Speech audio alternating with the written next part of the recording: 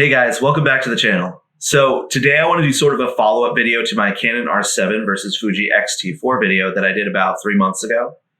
That video recently hit 8,000 views and I am overwhelmed with gratitude for you guys watching and engaging with that video so heavily. However, there was one comment that really stuck out to me. William Herzenberg said, "one card slot in the R10. Now that video wasn't about the R10. I did briefly mention its existence, but that video was about the R7. However, that comment inspired me to make today's video, which is going to be the Canon R10 versus the Fuji X-T30 Mark II. So, roll intro.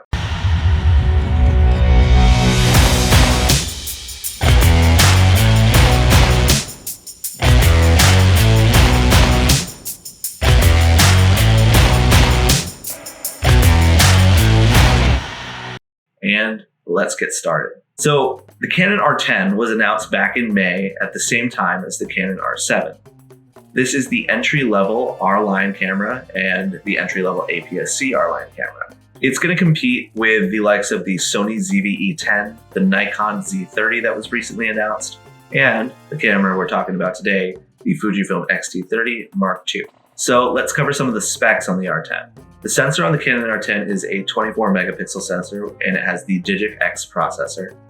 It's going to have a 1.04 million dot fully articulating screen, as well as a single UHS 2 capable card slot. It can do 15 frames per second mechanical shutter, and it can do 4K video with a 470 megabytes per second bitrate, as well as 4K 60 with a 230 megabytes per second bitrate. Both of those are cropped, and we'll talk about that later. It can also do 1080-120 for slow motion video, and it can do 10-bit HDR PQ internal recording. And the 4K is going to be UHD.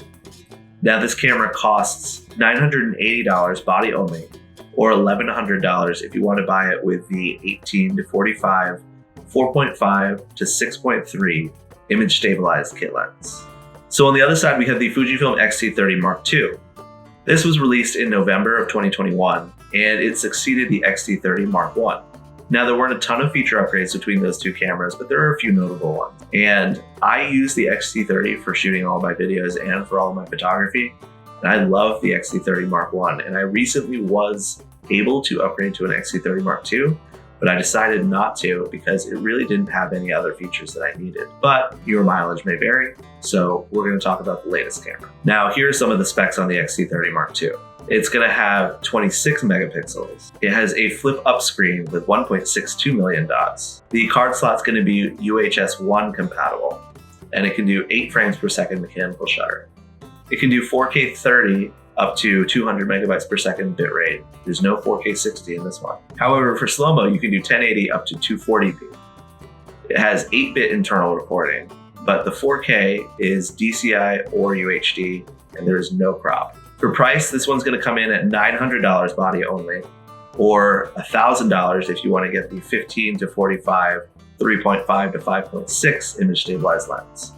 Or for $1,200, you can get it with the excellent 18-55, 2.8 to 4 image stabilized lens. So let's talk about some points where the Canon R10 may beat the Fuji X-T30 either overall or for certain users. The R10 has that fully articulating screen, which is going to make it more usable for vlogging or selfies.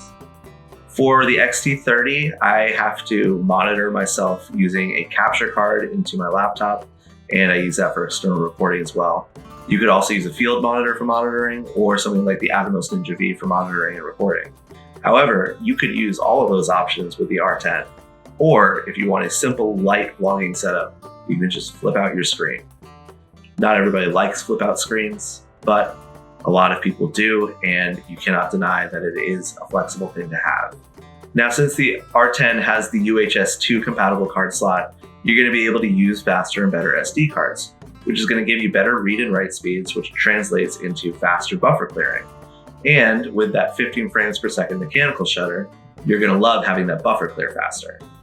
Now, talking about video, the R10 is going to come out swinging with that 475 megabytes per second bitrate at 4K 30, which absolutely destroys the 200 megabytes per second on the X-T30 Mark II.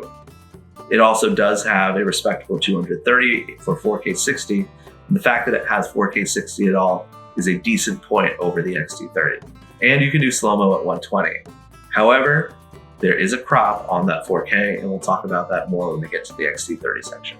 Now, handling is going to be a matter of preference, but if you are more used to a beefier DSLR, or if you just have bigger hands, the Canon R10 is going to be the winner here. It is a bit heavier, chunkier, and it's got a nice big grip on it. As well, with the R10, you're getting a PASM dial versus Fuji's typical analog dials that are more like a classic film camera. You're also going to get that 10-bit internal HDR-PQ recording, which definitely outclasses Fuji's 8-bit internal recording. Last 2 points on the R10 are actually the same as they are on the R7. First off, you're getting that excellent Canon autofocus, the dual pixel autofocus system, and it does gain some of the features that the R3 introduced, like better subject detection and eye tracking, and a spot focus mode where if you're recording a moving car or a moving motorcycle or something like that, you can choose to focus on the driver or rider rather than the vehicle.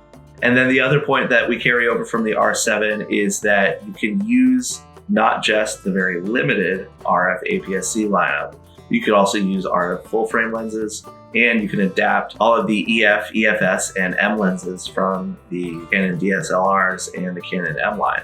So that's going to give you a much larger library of lenses than those 2 lenses that are introduced with the Canon R APS-C line at launch. And because they're all Canon lenses, you can use native Canon adapters onto that camera, which is going to give you basically the same performance as you would have had on an EF mount camera. So now let's give some points to the X-T30 Mark II, and there are some points. The 26 megapixels is better than the 24 megapixels on the R10. However, there is something to be said for pixel pitch and low light performance with lower megapixels. But Canon's APS-C sensors are actually smaller than Fuji's APS-C sensors.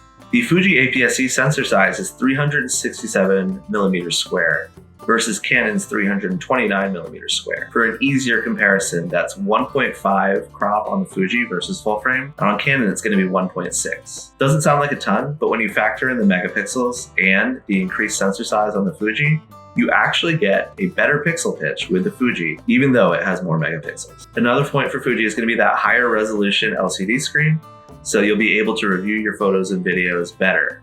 And if you're the kind of person that likes to chimp, you'll be able to review their photos instantly in better resolution. So talking about video, the X-T30 is going to have some major points here. While the R10 does have higher bit rates for some of its recording formats, as you go down the line of different recording speeds and resolutions, you do start to lose bit rate. With Fuji, you're getting 200 megabytes per second bit rate all across its recording line, so that consistency is nice to have. As well, the 4K is going to be completely uncropped, and it's going to be downsampled using the entire sensor, whereas with Canon, it's going to have a 1.56 crop on top of that already APS-C crop. So you're only using a 4K region of the sensor on the Canon R10 instead of using the entire sensor. As well, with the Fuji, you can get DCI 4K video, whereas with the Canon, you're only getting UHD. Also, with slow motion, you're going to get that 240p instead of just 120. Now, I've used 240 on Filmic Pro on my iPhone, and I don't use it a lot. There's use cases for it, I guess, but it's not the kind of thing you need to use all the time. So next advantage here is actually similar to the X-T4. You have that entire X-mount lineup of lenses, and those native lenses are going to perform very well. Fuji probably makes the best APS-C glass of any of the manufacturers. Also, there's a good amount of third-party lenses coming out from other manufacturers like Sigma. A bunch of people are finally making autofocus X-mount lenses, whereas with Canon, there are some third-party EF lenses, but there's not really any third-party RF APS-C lenses yet.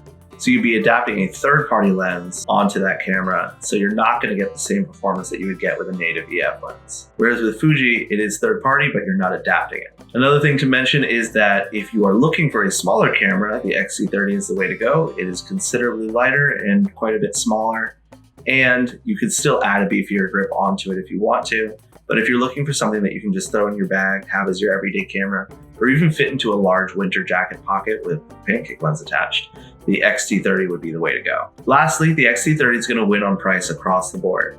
So you're going to be $80 cheaper body only, $100 cheaper with a superior kit lens, that the 15 to 45 versus 18 to 45, and 3.5 to 5.6 versus 4.5 to 6.3. Also, if you want to throw in another $100 on top of Canon's most expensive setup, then you're going to get the excellent 18 to 55 2.8 to 4, which is probably the best kit lens made by any manufacturer. It really shouldn't even be a kit lens, and it's one of the best lenses for video that Fuji makes. All right, so which one would I pick if I weren't already using a Fuji camera? The R10 is going to come in with that selfie screen.